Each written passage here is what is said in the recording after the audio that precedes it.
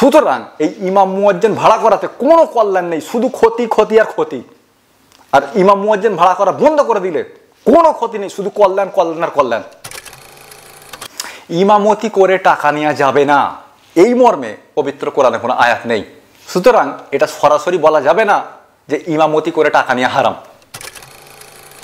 তবে যে ইমাম টাকা পয়সা দাবি করে, যে ইমাম টাকা পয়সা নেয়, যে ইমাম প্রতিদান চাই, পারিশ্রমিক নেয়, তার পিছনে নামাজ পড়া হারাম। ইমামতি করে টাকা নেওয়া যাবে না মর্মে আয়াত পবিত্র কোরআনে না থাকলেও ইমামের পিছনে নামাজ পড়া যাবে না যদি ইমাম টাকা পয়সা নেয়। যদি ইমাম টাকা পয়সা নেয়, ইমামের পিছনে নামাজ পড়া যাবে না, এই মর্মে আয়াত রয়েছে। আর এখানেই শেষ নয়, এখানেই শেষ নয়, এও বলা হচ্ছে যে যারা ইমামতি করে টাকা পয়সা নেয়, পারিশ্রমিক নেয়, প্রতিদান নেয়, তারা ভণ্ড। সুতরাং পারিশ্রমিক নেওয়া ইমামদেরকে, মুয়াজ্জিনদেরকে এখানে ভণ্ড বলা হচ্ছে। আরেকটা বিষয়, আমরা যে ইমাম ভাড়া করে নিয়ে আসি, এই ইমাম ভাড়া করে নিয়ে আসার, মুয়াজ্জিনকে ভাড়া করে নিয়ে আসার বহু ক্ষতিকর দিক রয়েছে। অতএব এই সিস্টেমটা বন্ধ করে দেওয়া আমাদের উচিত। যদি আমরা ইমাম ভাড়া করে না আনতাম তাহলে আজকে মুসলিম সমাজের চিত্রটা হতো ভিন্ন রকম, অবস্থা হতো অন্য রকম। যদি আমরা ইমাম মুয়াজ্জিন ভাড়া না করতাম তাহলে মুসলিম সমাজ আবারও সেই স্বর্ণযুগ ফিরে পেত, যে স্বর্ণযুগ আজ থেকে 500 বছর আগে মুসলিম সমাজ থেকে হারিয়ে গেছে। সুতরাং স্বর্ণযুগকে ফিরিয়ে আনতে কিংবা স্বর্ণযুগে ফিরে যেতে ইমাম মুয়াজ্জিন ভাড়া করার সিস্টেম বন্ধ করে দিন। সালামুন আলাইকুম।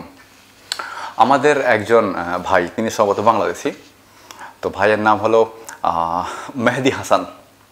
খুব সুন্দর একটা প্রশ্ন পাঠিয়েছেন যে ভাইজান, ইমামতি করে কি টাকা নেওয়া যাবে বলে আপনি মনে করেন? খুব সুন্দর প্রশ্ন। অবশ্যই আপনার প্রশ্নের উত্তর দেব, আর চেষ্টা করব বিস্তারিত উত্তর দেওয়ার, প্রত্যেকটা লাইনকে সুন্দরভাবে আপনার সামনে তুলে ধরার এবং প্রত্যেকটা লাইনের ব্যাখ্যা করার। তো ভাই, তার আগে খালি একটা অনুরোধ, ছোটো মতো একটা অনুরোধ, ভিডিওটা যদি হাতে পান এবং সামনে পান তাহলে অবশ্যই শেয়ার করবেন। এটা শুধুমাত্র আপনাকে বলছি না, আমার প্রত্যেকটা দর্শককে বলছি, যারা ভিডিওটা হাতে পাবেন এবং সামনে পাবেন তারা ভিডিওটা শেয়ার করবেন। আসলে এটা খুবই হট টপিক, মানে আলেম মৌলানাদের বিষয়ে আলোচনা করার জন্য এটা সবচেয়ে হট টপিক, যে ইমামতি করে টাকা নেওয়া যাবে কিনা, অথবা মুয়াজ্জিনগিরি করে টাকা নেওয়া যাবে কিনা। তো একটু কষ্ট করে শেয়ার করুন, আপনার 2-4 MB হয়তো খরচ হবে, কিন্তু বহু মানুষ তাদের মনে উঠেই প্রশ্নটার উত্তর পাবে। ইমামরা এই প্রশ্নের সঠিক উত্তর আপনাকে দেবে না, কারণ তাহলে তার ব্যবসা বন্ধ হয়ে যাবে। কোনো আলেম আপনাকে এই প্রশ্নের সঠিক উত্তর দেবে না, কারণ তাহলে তার ব্যবসা বন্ধ হয়ে যাবে। এই প্রশ্নের সঠিক উত্তর আপনাকে সেই দিতে পারবে যে এই ব্যবসাগুলোর উপরে নির্ভরশীল নন, মানে যার ইনকামের ভিন্ন কোনো উৎস রয়েছে। যেমন আমি আমার কথা বলতে পারি, আলহামদুলিল্লাহ আমার ব্যবসা অনেক বড় ব্যবসা, এবং এখন পর্যন্ত আমি এতটা ধনসম্পদ রোজগার করে নিয়েছি যে আমি যদি আজ থেকে ব্যবসা করা ছেড়ে দিই, রোজগার করা বন্ধ করে দিই, তো আল্লাহর দয়া আমার নাতি ছেলে বসে খেতে পাবে। সুতরাং আমি যেহেতু ধর্ম ব্যবসার উপর নির্ভরশীল নই, এই জন্য আমি ধর্ম ব্যবসার বিরুদ্ধে কথা বলতে পারি। যার নির্ভরশীল তারা এর বিরুদ্ধে কথা বলতে পারবে না। তো যাই হোক, আপনার প্রশ্নের উত্তরে আসি। সর্বপ্রথম আপনাকে একটা বিষয়টা ক্লিয়ার করে দিই, আমরা ইমামের পিছনে নামাজ পড়ি, তাই না? আমরা জমাতে যখন নামাজ পড়ি তখন আমরা ইমামের পিছনে নামাজ পড়ি। তো এখানে ফাইনালি আমরা করিটা কি, মানে এখানে আমরা করিটা কি? ইমামের সামনে নামাজ পড়ে, আমরা তার পিছনে নামাজ পড়ি। এখানে ফাইনালি আমরা করিটা কি? নামাজ আদায় করি, এটা ঠিক রয়েছে, কিন্তু আমরা ফাইনালি এখানে করি কি?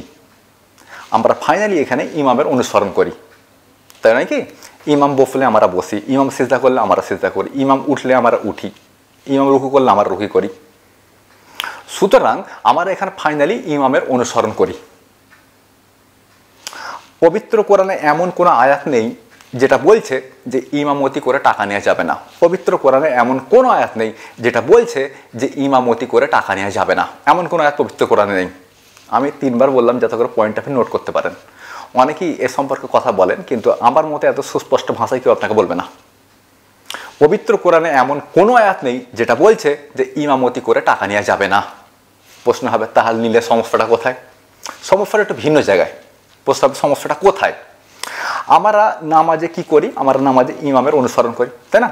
আমরা নামাজে ইমামের অনুসরণ করি। তো আর একবার রিপিট করি, ইমাম দাঁড়ালে আমরা দাঁড়াই, ইমাম রুকুতে গেলে আমরা রুকু করি, ইমাম সিজদায় গেলে আমরা সিজদা করি, ইমাম উঠলে আমরা উঠি, ইমাম সালাম ফেরালে আমরাও সালাম ফেরাই। তো আমরা ফাইনালি ইমামের অনুসরণ করি। পবিত্র কোরআন ঠিক জায়গাটায় আঘাত করেছে। কোন ঘন্টা আঘাত করেছে? এর জন্য আপনাকে পবিত্র কোরআনের 36 নম্বর সূরার 21 নম্বর আয়াত আসতে হবে। আল্লাহ সুবহানাহু ওয়া তাআলা বলছেন যে ইত্তাবিউ লা ইয়াসআলাকুম আজরাও ওয়া হুম মুহতাদুন। ইত্তাবিউ লা ইয়াসআলাকুম আজরাও ওয়া হুম মুহতাদুন। তোমরা তাদের অনুসরণ করো যারা তোমাদের থেকে টাকা পয়সা চায় না, পারিশ্রমিক চায় না, প্রতিদান চায় না, এবং তারা সৎপথপ্রাপ্ত। ওয়া হুম মুহতাদুন, এবং তারা সৎপথপ্রাপ্ত, মানে তারা সৎপথে রয়েছে। আল্লাহ সুবহানাহু ওয়া তাআলা বলছেন তোমরা তাদের অনুসরণ করো যে তোমাদের থেকে টাকা পয়সা চায় না, পারিশ্রমিক চায় না, কিংবা প্রতিদান চায় না, এবং তারা সঠিক পথে রয়েছে। তোমরা তাদের অনুসরণ করো। মানে আমরা ইমামের অনুসরণ করতে পারবো না, কেননা ইমাম টাকা পয়সা চায়, পারিশ্রমিক চায়, প্রতিদান চায়। এই জন্য আমরা ইমামের অনুসরণ করতে পারবো না। আল্লাহ সুবহানাহু ওয়া তাআলা তাকে অনুসরণ করতে নিষেধ করেছেন। তাকে অনুসরণ করতে বলেছেন যে টাকা পয়সা চায় না, প্রতিদান চায় না, কিংবা পারিশ্রমিক চায় না, তাকে অনুসরণ করো। আরেকবার রিপিট করি, আল্লাহ সুবহানাহু ওয়া তাআলা বলছেন যে ইত্তাবিউ লা ইয়াসআলাকুম আজরাও ওয়া হুম মুহতাদুন। তোমরা তাদেরকে অনুসরণ করো, তোমরা তাদেরকে অনুসরণ করো যারা পারিশ্রমিক চায় না, প্রতিদান চায় না, কিংবা টাকা পয়সা চায় না, এবং তারা সৎ পথেও রয়েছে। তোমরা তাদের অনুসরণ করো। মানে আমরা ইমামদেরকে অনুসরণ করতে পারবো না, কেন না তারা টাকা পয়সা চায়, প্রতিদান চায়, পারিশ্রমিক চায়, এত তাদেরকে অনুসরণ করা যাবে না। যদি আয়াতটা আপনাদের দেখতে সমস্যা হয়, এতক্ষণ ওটা এখানে ছিল, যদি দেখতে সমস্যা হয় আমি ওটা 5 সেকেন্ডের জন্য একবার পরিস্ক্রিন করে দিচ্ছি, একটু কষ্ট করে একবার দেখে নেন। ইত্তাবিউ লা ইয়াসআলাকুম আজরা ওয়া হুম মুহতাদুন। তোমরা তাদেরকে অনুসরণ করো যারা তোমাদের থেকে প্রতিদান চায় না, পারিশ্রমিক চায় না, বা টাকা পয়সা চায় না, এবং তারা সৎ পথে রয়েছে। তোমরা তাদেরকে অনুসরণ করো। তার মানে ব্যাপারটা হচ্ছে এরকম, ইমামতি করে টাকা নেওয়া যাবে না বা টাকা নেওয়া হারাম, এই মর্মে কোনো আয়াত পবিত্র কোরআনে নেই। কিন্তু যে টাকা পয়সার বিনিময়ে ইমামতি করে তাকে অনুসরণ করা যাবে না, তার পিছনে নামাজ পড়া যাবে না, এটা হচ্ছে পবিত্র কোরআনের নির্দেশ। আপনি কি ব্যাপারটা বুঝতে পারছেন? ইমামতি করে টাকা পয়সা নেওয়া যাবে না, এই মর্মে পবিত্র কোরআনে কোনো আয়াত নেই। সুতরাং এটা ডাইরেক্ট বলা যাচ্ছে না যে ইমামতি করে টাকা পয়সা নেওয়া হারাম, এটা ডাইরেক্ট বলা যাচ্ছে না। তবে যে ইমাম টাকা পয়সার বদলে ইমামতি করে তাকে অনুসরণ করা যাবে না, তার পিছনে নামাজ পড়া যাবে না, এটা পবিত্র কোরআনের নির্দেশ। এ পর্যন্ত মোটামুটি কাহিনী শেষ হয়ে গেছে।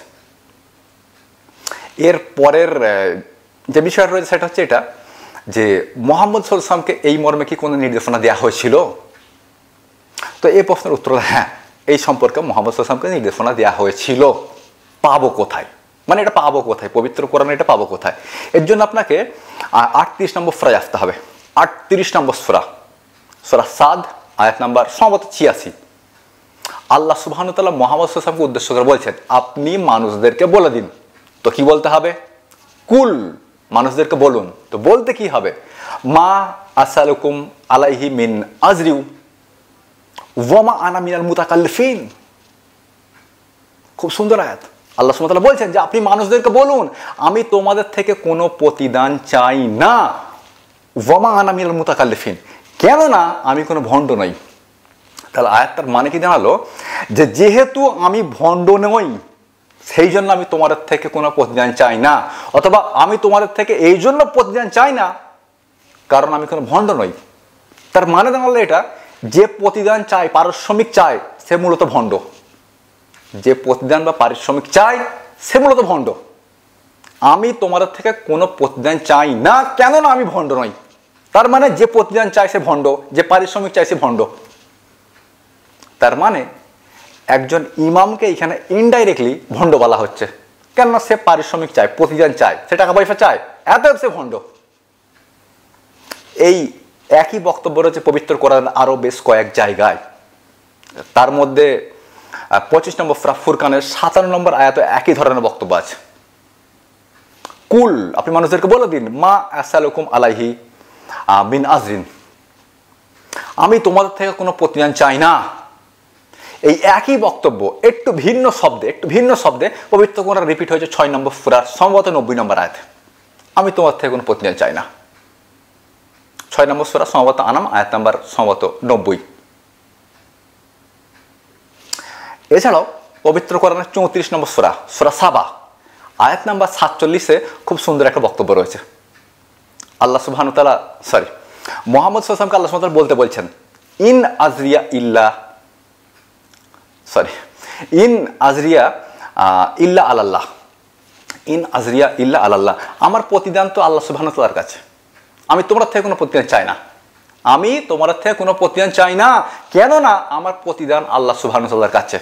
ইন আজরিয়া ইল্লা আলাল্লাহ, আমার প্রতিদান আল্লাহ সুবহানাহু ওয়া তাআলার কাছে।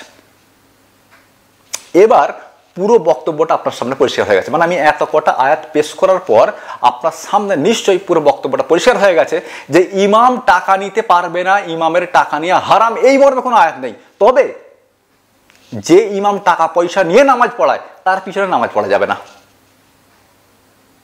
আর আমরা মুহাম্মদ সাল্লাল্লাহু আলাইহি ওয়াসাল্লাম থেকে নির্দেশনা পেয়েছি যে আমি কোনো প্রতিদান চাই না।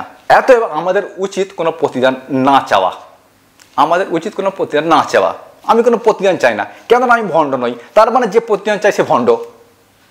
এতএব প্রতিদান চাওয়া যাবে না, পারিশ্রমিক চাওয়া যাবে না। যদি কেউ পারিশ্রমিক দাবি করে তার পিছনে নামাজ পড়া যাবে না। আপনার কাছে কি ব্যাপারটা পুরো পরিষ্কার হয়েছে? এবার ইমাম ভাড়া করার কিছু ক্ষতিকর দিক আপনাকে বলি।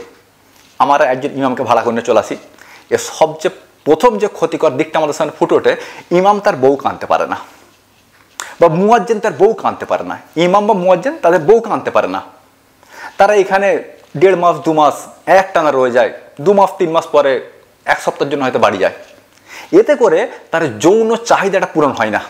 ফলস্বরূপ ইমামরা অন্য গ্রামে থেকে ইনডাইরেক্টলি মেয়েবাজি করে। যদিও আমি সব ইমামের কথা বলছি না, তবে অনেক ইমাম এমনটা করে, তারা মেয়েবাজিতে লিপ্ত হয়ে যায়। এরকম খবর প্রায় শুনতে পাই। ইমাম ইমামতি করতে এসে অমুকের বউকে নিয়ে পালিয়ে গেছে, অমুকের মেয়েকে নিয়ে পালিয়ে গেছে। এটা এই জন্য কারণ সে এখানে তার বউকে আনতে পারছে না। আপনি বুঝতে পারছেন? এটা মারাত্মক ক্ষতিকর একটা দিক। শুধু এখানে একটা ক্ষতি নয়, এর আর একটা ক্ষতি হচ্ছে ইমামের বউ বাড়িতে রয়ে যাচ্ছে। সে সেখানে কি করছে আল্লাহ পাক জানে। এমন ঘটনা তো আমাদের সামনে কোনো ঘটেনি যে ইমামের বউ পালিয়ে গেছে অন্য ছেলের সঙ্গে, কিন্তু ইমাম যদি অন্য মেয়েকে নিয়ে পালাতে পারে, সুতরাং ইমামের বউ যে বাড়িতে সতী সাবিত্রী হয়ে বসে আছে এমনটা দাবি করাটা অনেকটা ভুল। নাও হতে পারে, কারণ যৌন চাহিদা সবার আছে, এটা বাস্তব সত্য। তো অস্বীকার করার তো কোনো উপায় নেই। যৌন চাহিদা সবার আছে। ইমামের যদি যৌন চাহিদা থাকে তাহলে ইমামের বউয়ের যৌন চাহিদা আছে। সুতরাং ইমাম যদি নিজে এখানে যৌন চাহিদা পূরণ করার জন্য অন্য মেয়েদের সঙ্গে মেয়েবাজি করে, কিংবা অন্য মেয়েকে নিয়ে পালায়, অন্য লোকের বউকে নিয়ে পালায়, তো ইমামের বউ সেখানে কীভাবে আছে? এই বিষয়গুলো কিন্তু আমাদের ভাবার। আর এখানে দোষ ইমামের নয়, এখানে দোষ ইমামের নয়, এখানে দোষ হচ্ছে আমাদের সমাজের। আমরা তাদেরকে ভাড়া করে নিচ্ছি কেন? এই সিস্টেমটা ইসলামের বিরুদ্ধে। এই জন্য এখানে 2 ধরনের ক্ষতি দেখা যাচ্ছে। 1, ইমাম এখানে থেকে তার যৌন চাহিদা পূরণ করতে পারছে না। 2, ইমামের বউ বাড়িতে থেকে তার যৌন চাহিদা পূরণ করতে পারছে না। 3, ইমাম এখানে এই জন্য মেয়েবাজি করছে, কারোর মেয়েকে কারোর বউকে নিয়ে পালাচ্ছে। আর ইমামের বউ হয়তো এই ধরনের কিছু একটা করছে, কাউকে না পেলে বাড়িতে দেওয়ার আছে। ব্যাপারগুলো কিন্তু ভাবার। আর একটা কি ক্ষতি হয়েছে? আর একটা মারাত্মক ক্ষতি হয়েছে, আর একটা। এবার কিরকম? যদি আমাদের গ্রামে বা যদি কোনো গ্রামে ইমাম না থাকতো, এই ইমাম ভাড়া করার সিস্টেমটা না থাকতো, তাহলে এর একটা সুবিধা পাওয়া যেত। তবে এর আবার কি সুবিধা রয়েছে? এর সুবিধা হচ্ছে এটা, তাহলে আমরা চেষ্টা করতাম ইমামতি করার। আমরা ইমাম ভাড়া করে নিয়ে আসছি, এই জন্য আমাদের ইমামতি করার কোনো চাহিদা নেই। যদি ইমাম ভাড়া করার সিস্টেমটা না থাকতো, তাহলে আমাদের মধ্যে ইমামতি করার একটা চাহিদা থাকতো। আমরা সবাই চাইতাম, আমরা সবাই চাইতাম যে আমি ইমাম হব, পুরো গ্রামের লোক যেন আমার পিছনে নামাজ পড়ে। আমরা সবাই চাইতাম। এবং এই কম্পিটিশনের জন্য, এই কম্পিটিশন তো সবাই করতো যে আমি ইমাম হব, পুরো গ্রামের লোক যেন আমার পিছনে নামাজ পড়ে। এই কম্পিটিশনের জন্য আমাদের মধ্যে জ্ঞানের কম্পিটিশন শুরু হতো, ইলমের কম্পিটিশন শুরু হতো। কারণ এখানে তখন একটা সিস্টেম ফিট করে দেওয়া হতো, যোগ্য ব্যক্তি ইমাম হবে। সবাই চাইতো আমি ইমাম হব। এখন বলা হচ্ছে যোগ্য ব্যক্তি ইমাম হবে, যার জ্ঞান বেশি সে ইমাম হবে। ফলস্বরূপ আমরা জ্ঞান চর্চায় কম্পিটিশন করতে পারতাম। আমাদের ছেলে মেয়েকে আমরা ইমাম তৈরির চেষ্টা করতাম, যে আমাদের ছেলে মেয়ে যেন এমনভাবে তৈরি হয় যেন মসজিদে গিয়ে ইমামতিও করতে পারে এবং দুনিয়াবি জ্ঞান অর্জন করে সুনাম অর্জন করতে পারে। কিন্তু এখন আমরা এই চেষ্টাটা করি না, কারণ আমরা জানি আমাদের পাড়াইতে ইমাম রয়েছে, আমাদের নিজেদেরও ইমামতি করার কোনো চাহিদা নেই, আর এই ইচ্ছাও আমাদের মনে জাগে না যে আমার ছেলে ইমামতি করুক আর পুরো গ্রাম তার পিছনে নামাজ পড়ুক। আমাদের এই ইচ্ছাও জাগে না। যদি এই ইচ্ছা আমাদের জাগতো তাহলে শুধু নিজেরা যে ইমাম হওয়ার জন্য কম্পিটিশন করতাম ইলমের মাধ্যমে এমনটাই নয়, বরং আমাদের ছেলে মেয়েদেরকে আমরা সেইভাবে তৈরি করতাম যে তারাও যেন ইমাম হওয়ার জন্য কম্পিটিশন করে। কিন্তু আজকে এটা হয় না। ফলস্বরূপ আমাদের সমাজ থেকে ইলমের কম্পিটিশন শেষ হয়ে গেছে। যদি আমরা ইমাম মুয়াজ্জিনকে গ্রাম থেকে তাড়িয়ে দিতে পারি, তাহলে আমাদের গ্রামগুলো আবার সেই ইসলামী স্বর্ণযুগের মতো হয়ে যাবে। ইলমের পিছনে কম্পিটিশন, ইলমের ভিত্তিতে কম্পিটিশন। আরেকটা কথা না বললেই নয়, এবং সেটা হলো এটা যে যদি মুসলিম সমাজে জ্ঞান অর্জনের কম্পিটিশন শুরু হতো, তাহলে মুসলিম সমাজ থেকে গোঁড়ামি এবং কুসংস্কারগুলো ধীরে ধীরে দূর হয়ে যেত। ধর্মীয় গোঁড়ামি এবং কুসংস্কারগুলো ধীরে ধীরে দূর হয়ে যেত। আজকে যে মুসলিম সমাজ গোঁড়ামি এবং কুসংস্কার জর্জরিত অবস্থায় রয়েছে, এর পিছনে অন্যতম কারণ হলো আমাদের মসজিদের ভাড়া করা ইমাম এবং মুয়াজ্জিন। এরাই সবচেয়ে বেশি কুসংস্কার এবং গোঁড়ামি মুসলিম সমাজে ছড়িয়েছে। যদি ইমাম মুয়াজ্জিন ভাড়া করা আমরা বন্ধ করে দিই, তাহলে নিজেরা ইমামতি করার জন্য ইলমের কম্পিটিশন শুরু করব। ফলস্বরূপ সমাজে ইসলামিক জ্ঞান ছড়িয়ে পড়বে, ইসলামিক রেভলিউশন সৃষ্টি হবে এবং মুসলিম সমাজ থেকে ধীরে ধীরে গোঁড়ামি এবং কুসংস্কারগুলো, ধর্মীয় গোঁড়ামি এবং কুসংস্কারগুলো সব বন্ধ হয়ে যাবে। যদি আমরা ইমাম মুয়াজ্জিন ভাড়া করা বন্ধ করতে পারি। সুতরাং এই ইমাম মুয়াজ্জিন ভাড়া করাতে কোনো কল্যাণ নেই, শুধু ক্ষতি, ক্ষতি আর ক্ষতি। আর ইমাম মুয়াজ্জিন ভাড়া করা বন্ধ করে দিলে কোনো ক্ষতি নেই, শুধু কল্যাণ, কল্যাণ আর কল্যাণ। সুতরাং আজও হাতে সময় রয়েছে, এখন আমাদের হাতে সময় রয়েছে। এই ইমাম মুয়াজ্জিনগুলোকে ভাড়া করা বন্ধ করে দিন, মুসলিম সমাজকে বাঁচান, মুসলিম সমাজকে বাঁচিয়ে নিন।